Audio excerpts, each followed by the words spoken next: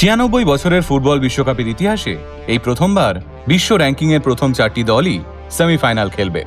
মেসির Argentina, রড্রিগোর Spain, Harry কেনের England এবং এমবাপের France. FIFA র্যাঙ্কিংয়ের শীর্ষে থাকা এই সেরা 4টি দলের মধ্যেই হবে সেমিফাইনাল। বিশ্ব ফুটবলের সিংহাসন কার দখলে থাকবে সেটাই এখন দেখার। গ্রুপ ম্যাচ, রাউন্ড অফ 32 এবং রাউন্ড অফ 16 পেরিয়ে সুপার 8 বা কোয়ার্টার ফাইনালে উঠেছিল France, Morocco, Belgium, England, Norway, Switzerland, Spain এবং আর্জেন্টিনা।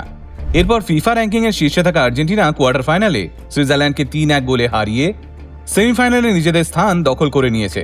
পিছিয়ে ছিল না ফিফা র্যাঙ্কিংয়ে দ্বিতীয় স্থানে থাকা স্পেনও। বিশ্বকাপের শুরু থেকেই দুর্দান্ত ফর্ম ধরে রেখেছে লামিন ইয়ামালের দামাল দল।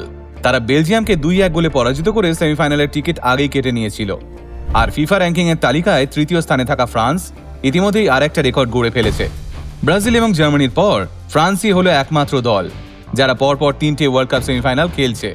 2018 সালে রাশিয়ার সেন্ট পিটার্সবার্গ স্টেডিয়ামের ঐতিহাসিক সেমিফাইনালে বেলজিয়ামকে হারিয়ে ফাইনালে উঠেছিল ফ্রান্স।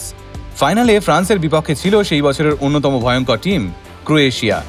লুকা মডরিচের দলকে 4-2 গোলে পরাজিত করে 2018 সালে ওয়ার্ল্ড কাপ ট্রফি জিতেছিল ফ্রান্স। এরপর 2022 সালের ফিফা ওয়ার্ল্ড কাপের সেমিফাইনালে ফ্রান্সের বিপক্ষে ছিল মরক্কো। ওইবারই মরক্কো ইতিহাসের প্রথম আফ্রিকান এবং আরব দেশ হিসেবে বিশ্বকাপের সেমিফাইনালে খেলার গৌরব অর্জন করেছিল।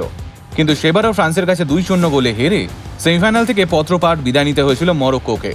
তবে কাতার বিশ্বকাপের ফাইনাল ম্যাচে ফ্রান্সের বিপক্ষে ছিল মেসি, ডি মারিয়া, ওটামেন্ডি, আলভারেজদের আর্জেন্টিনা। দুর্ধর্ষ এবং শিহরণ জাগানো সেই ম্যাচ গড়িয়েছিল টাই ব্রেকার অবধি। আর সেইবারই ফ্রান্সকে হারিয়ে তৃতীয়বারের জন্য ওয়ার্ল্ড কাপ ট্রফি নিজেদের ঘরে তুলেছিল আর্জেন্টিনা। তবে তৃতীয়বার এই ট্রফি জেতার জন্য আর্জেন্টিনাকে অপেক্ষা করতে হয়েছিল দীর্ঘ 36টা বছর। পরপর 2বার ফাইনাল এবং 3বার সেমিফাইনাল খেলা ফ্রান্সের আত্মবিশ্বাস এবার তুঙ্গে।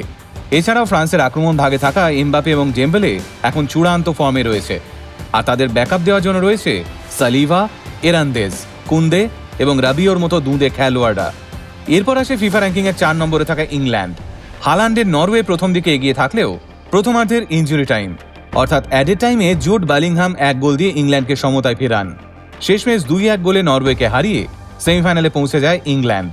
আগামী 15 জুলাই সেমিফাইনালে ফ্রান্সের বিরুদ্ধে মাঠে নামবে স্পেন, আর 16 জুলাই ইংল্যান্ডের বিরুদ্ধে মাঠে নামবে আর্জেন্টিনা। ইউরোপের 2 ঐতিহ্যবাহী দল এবার মুখোমুখি। ফ্রান্স এবং স্পেন এখন অবধি 38টা ম্যাচ খেলেছে একে অপরের বিরুদ্ধে। তার মধ্যে স্পেন জিতেছে 18টা আর ফ্রান্স জিতেছে 13টা। 7টা ম্যাচ ড্র হয়েছে। এই লড়াই আসলে ঐতিহ্য সংরক্ষণের লড়াই। আর অপরদিকে 16 জুলাই নিজেদের অস্তিত্ব সংরক্ষণের লড়াইতে মাঠে নামছে আর্জেন্টিনা এবং ইংল্যান্ড। এই লড়াই নিজেদের ইতিহাস এবং ঐতিহ্যকে বাজি রেখে জেতার লড়াই। 1982 সালে ফকল্যান্ডের যুদ্ধের কথা মনে আছে? ফকল্যান্ড নামক দ্বীপটি কার দখলে থাকবে সেই নিয়ে লেগেছিল আর্জেন্টিনা এবং ইংল্যান্ডের লড়াই। 74 দিনের এই রক্তক্ষয়ী যুদ্ধে প্রাণ দিয়েছিলেন 649 জন আর্জেন্টাইন। আর্জেন্টিনাকে হারিয়ে ফকল্যান্ড নিজেদের দখলে রেখেছিল ব্রিটিশরা। ইংল্যান্ডের কাছে পরাজিত হওয়া আর্জেন্টিনা কি পারবে নিজেদের পুরনো গৌরবকে ফুটবল মাঠে অক্ষুণ্ণ রাখতে?